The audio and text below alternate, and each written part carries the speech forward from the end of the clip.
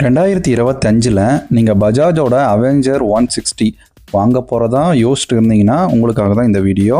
இந்த வீடியோவில் உங்களுக்கு ப்ரோ அண்ட் கான்ஸை கிளியராக எக்ஸ்பிளைன் பண்ண போகிறேன்.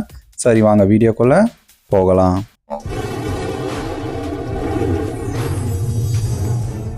பஜாஜோட அவெஞ்சர் ஒரு க்ரூசர் டைப் வெஹிக்கிள். இந்த வண்டி ஆக்சுவலாக நிறைய பேருக்கு தெரியாத ஆளே கிடையாது ஸ்டார்டிங்கில். இப்போ ரோட்டில் இதை பார்க்குறது ரொம்ப கம்மியாயிடுச்சு, வாங்குறதுமே கம்மியாயிடுச்சு. இதோடைய மிகப்பெரிய ப்ரோவே இது க்ரூசர் பைக். ரெண்டாவது இதோடைய சாஃப்டான சஸ்பென்ஷனும் இதோடைய கம்ஃபர்டபுளான சீட்டும் குஷனிங் தான். உண்மையாகவே ரொம்ப ஃபேமிலிக்காக இருக்கட்டும், ஒரு தாராளமாக ஒரு ஃபேமிலி உக்காந்துட்டு போகலாம், க்ரூஸ் பண்ணிட்டு போக முடியும். உங்களுக்கு எந்த வித பெயினுமே இல்லாமல் சீட்டிங் கம்ஃபர்டபுள் இந்த வண்டியில் இப்போ ஒரு பெரிய ப்ளஸ்ஸு. அதனால தான் இதை நான் ஃபஸ்ட்டு சொல்கிறேன். இந்த வண்டியில் நம்ம காமனாக அதிகமாக சொல்கிறதே ஸ்டார்டிங் இன்ஜின்லேருந்து தான். ஸோ இது பெஸ்ட் கம்ஃபர்டபுள் தான். அதான் நான் ஃபஸ்ட்டு சொன்னேன். செகண்டு, சரி வாங்க இன்ஜின் செட்டப்புக்கு நம்ம போவோம். இந்த இன்ஜின் பார்த்தீங்கன்னா 160 சிசி, மேக்ஸிமம் பவர் பார்த்தீங்கன்னா 14.79 பிஹெச்பியை 8500 ஆர்பிஎம்லையும் 13.7 NM டார்க்கை 7000 ஆர்பிஎம்லையும் ரிலீஸ் பண்ணோம். இந்த இன்ஜினோட செட்டப் பார்த்தீங்க அப்படின்னா, உங்களுக்கு நீங்கள் லாங் டிரைவ் எடுக்கிறீங்க, ஒரு 70லேருந்து 80 தான் க்ரூஸ் பண்ணுறீங்க அப்படின்னா, உண்மையாகவே இந்த இன்ஜின் செட்டப் அதுக்கு ஏற்ற மாதிரி தான் இருக்கும். உங்களுக்கு பக்காவாக இருக்கும்னு சொல்லலாம் அந்த க்ரூசிங்கில். ஏன்னா உங்களுக்கு ஒரு கம்ஃபர்டபுளான சீட்டிங் பொசிஷன் இருக்கும். ரெண்டாவது குஷனிங்கும் சொன்ன மாதிரி இந்த இன்ஜின் செட்டப்புமே உங்களுக்கு அந்த 70 to 80க்கு பக்காவாக உங்களுக்கு பர்ஃபார்ம் பண்ணோம். நீங்கள் தாராளமாக இந்த வண்டியை நம்பி நீங்கள் லாங் டிரைவ் எடுத்துகிட்டு போக முடியும். ஸோ அதுக்கேற்ற மாதிரி தான் உங்களுக்கு செட்டப் இருக்கும்.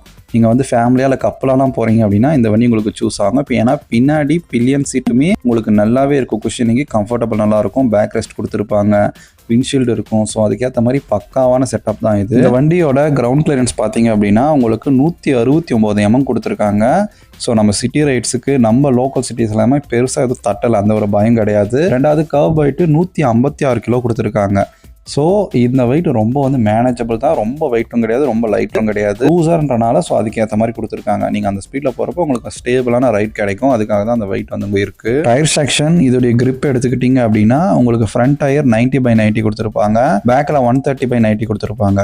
ஸோ இதோடைய டயர் பார்த்தீங்கன்னா ஓவராலாக நம்ம இந்தியன் யூசேஜுக்காக இருக்கட்டும், அதே நேரத்தில் நீங்கள் லாங் எடுக்கிறதுக்குமே கிரிப்னஸ் நல்லா இருக்குது. இது உங்களுக்கு சிங்கிள் சேனல் ஏபிஎஸ்ல தான் வரும். பிரேக் பைட்டுமே நல்லா இருக்குது, அதில் எந்த வித குறையுமே கிடையாது. சரிடா, டேங்க் கெப்பாசிட்டி எவ்வளோ, மைலேஜ் எவ்வளோ சொல்லு. மெயினாக அதுதான் நம்ம பார்ப்போம். அப்படின்னா உங்களுக்கு இந்த வண்டியோட மைலேஜ், நீங்கள் எக்கோ மோடில் ஒரு ஸ்லோவாக தான் போவீங்க அப்படின்னா தாராளமாக உங்களுக்கு 40 அபோவே நீங்கள் பெட்ரோல் எதிர்பார்க்க முடியும். அந்த இன்ஜின்காக அந்த பெட்ரோலுக்கு கேப்பபிளான ஒரு இன்ஜின் தான். ஸோ நீங்கள் எக்கோ மோடில் ஓட்டிங்கன்னா நீங்கள் 40 மேலே எதிர்பார்க்கலாம். இதுக்கு நீங்கள் ஃபியூல் இண்டிகேட்டர் மேலே டேங்குக்கு மேலேயே கொடுத்துருப்பாங்க. இது ஆக்சுவலாக நம்ம ஹார்லி டேவிட்சன்லாம் பார்த்துருப்பீங்க இல்லையா? ஸோ அதே மாதிரி ஒரு லுக்கில் உங்களுக்கு இருக்கும். ஸோ அதுக்கேற்ற மாதிரியே நல்லா தான் இருக்குது, அதில் எந்த குறையும் கிடையாது. ஸ்டார்டிங் வரப்போ அதே மாதிரி தான் ஒரு ஃபீல் இருந்துச்சு. ஏன் அப்படின்னா நம்ம ஒரு டைம் ஃபில்அப் பண்ணிட்டா லாங் ட்ரைவ் போகிறப்போ பெருசாக நம்ம மாற்ற மாட்டோம் அப்படின்ற நினைப்போம். டேங்க் கெப்பாசிட்டியுமே உங்களுக்கு 13 லிட்டர் கொடுத்துருக்காங்க, 3.8 லிட்டர் ரிசர்வ் மாதிரி கொடுத்துருக்காங்க.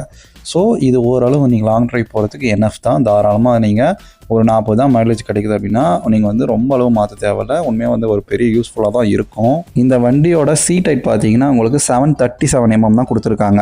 ஸோ நீங்கள் ஷார்ட் ரைடராக இருக்கீங்க அப்படின்னா உங்களுக்கு சூப்பராகவே மேட்ச் ஆகும் இந்த வண்டி. தாராளமாக உங்களுக்கு அந்த காலுமே ரெண்டுமே உங்களால் தாராளமாக ஃபிட் பண்ண முடியும். ஸோ உங்களுக்கு ஓட்டவும் ஈஸியாக இருக்கும் இந்த வண்டி. ஆக்சுவலாக கொஞ்சம் சின்னசாக தான் இருக்கும் வண்டி, நீங்கள் தாராளமாக இந்த வண்டியை ஓட்ட முடியும். அதே மாதிரி உங்களுக்கு சஸ்பென்ஷன் பார்த்தீங்க அப்படின்னா ஆல்ரெடி நல்லா இருக்குன்னு சொல்லியிருப்பேன்.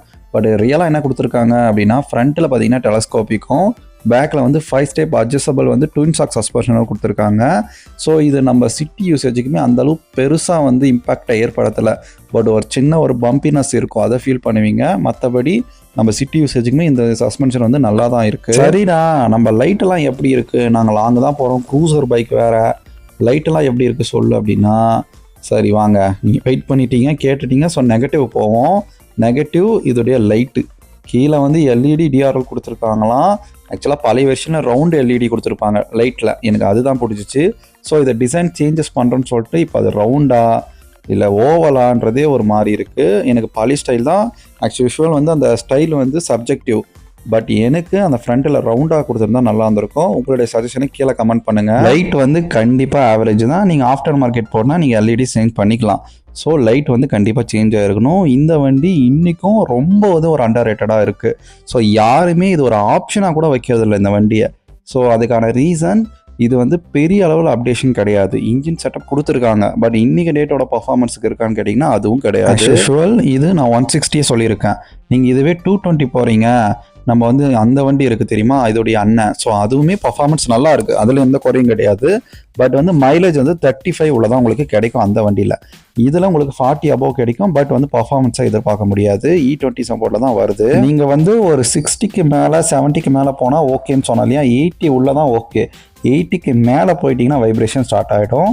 ரெண்டாவது இது டேர்னிங் ரேடியஸுமே நிறைய பேருக்கு தெரியாது, கொஞ்சம் நீட்டாக இருக்கிறனால. மற்ற வண்டியை வந்து டக்கு டக்குன்னு வளைக்கிறத காட்டிலும் இதில் அப்படி உங்களால் வளைக்க முடியாது.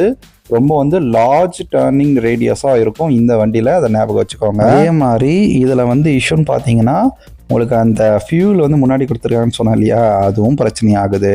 செகண்ட் இன்னும் நிறையா கஸ்டமர்ஸ் வந்து இதுக்கு முன்னாடி வாங்கினவங்க சொல்கிறேன், நிறைய பேர் வாங்கி கொடுத்துட்டாங்க. இப்போ லாஸ்ட் டைமே அது பார்க்க முடியல. என்னன்னா எனக்கு இதுலேயே பவர் ட்ராப் இருக்குது, இன்ஜினில் இஷ்யூஸ் வருது. இப்போ வர இன்ஜின்ஸ் வந்து எல்லாமே FI இன்ஜின்ஸ். ஸோ அதில் இஷ்யூஸ், சென்சார் இஷ்யூஸ்லாம் நிறையா வருதுன்ற மாதிரி ஃபீல் பண்ணுறாங்க. அதே மாதிரி சில பேர் வந்து எனக்கு சஸ்பென்ஷன் ஆட் ஆகுது, நீ மட்டும் ரொம்ப சொல்கிறியா அப்படின்னா, ஆக்சுவலாக இது அட்ஜஸ்டபிள். ஸோ நீங்கள் அட்ஜஸ்ட் பண்ணி வச்சுக்க முடியும். நீங்கள் சர்வீஸ் சென்டரில் சொன்னாலே உங்களுக்கு அட்ஜஸ்ட் பண்ணி தருவாங்க. சாஃப்ட்வேர் சைடர், மீடியம், ஹார்டுன்ற மாதிரி இருக்கும். நீங்கள் ஹார்டாக வச்சிங்கன்னா ஹைவேக்கு பக்காவாக இருக்கும். நீங்கள் சாஃப்டாக வச்சிங்கன்னா சிட்டிக்குள்ளே நல்லாயிருக்கும். ஸோ அதுக்கேற்ற மாதிரி செட்டப் பண்ணி வச்சுக்கோங்க. நீங்கள் சாஃப்ட்வேர் சைடு வச்சுட்டு ட்ரை பண்ணி பாருங்கள், உங்களுக்கு டிஃப்ரென்ஸ் தெரியும். இந்த வண்டியில் பார்த்தீங்கன்னா உங்களுக்கு கூலிங் எப்படி இருக்குது, இன்ஜின் ஹீட்டிங்லாம் எப்படி இருக்குன்னு கேட்டிங்கன்னா, நீங்கள் ஒரு ஸ்விட்ச் அடிக்கிறீங்கன்னா கண்டிப்பாக கொஞ்சம் கேப் கொடுத்து ஓட்டுங்க. ஏன்னா 160cc தான், லிக்விட் கூல்டு இன்ஜின்லாம் கிடையாது. ஸோ அதுக்கேற்ற மாதிரி பிளான் பண்ணி ஓட்டுங்க. இதில் ஹீட்டிங்கிறது உங்களுக்கு கண்டிப்பாக வந்து தெரியும், பட் ரொம்ப அளவு வந்து அதிகமாக கிடையாது. அதே மாதிரி இதில் கியர் பாக்ஸ்லேயும் ப்ராப்ளம் வருது. ஸோ அதுவும் நோட் பண்ணிக்க வேண்டியது தான். ரெண்டாவது இந்த இஷ்யூஸ்லாம் நான் வந்து காமனாக சொல்கிறப்பவே சின்ன சின்ன இஷ்யூஸ் இருக்கும், எந்த வண்டியிலும் இஷ்யூவும் இல்லாமல் கிடையாது. சர்வீஸ் எப்படி இருக்குன்னா மெயின், உங்கள் நியர்பை பஜாஜ் ஷோரூமில் ஏதாச்சும் சர்வீஸ் சென்டர் பெஸ்ட்டாக இருக்குன்னா கீழே கமெண்ட் பண்ணுங்கள், அது பல பேருக்கு யூஸ்ஃபுல்லாக இருக்கும். ஏன் அப்படின்னா மோஸ்ட் ஆஃப் த சர்வீஸ் சென்டரில், அதாவது அவங்க சைடில் ஆத்தரைஸ்டு சர்வீஸ் சென்டரில் சர்வீஸ்ன்றது எந்த அளவு இருக்குன்னு சொல்லிட்டு நம்ம எல்லாருக்குமே தெரியும். நீங்கள் வீடியோ பார்த்துட்டு இருக்கிற எல்லாருக்குமே உங்களுக்கு தெரியும் சர்வீஸ் சென்டர் எப்படி இருக்கணும். பட் எல்லாத்துலேயும் நம்ம குறை சொல்ல முடியாது.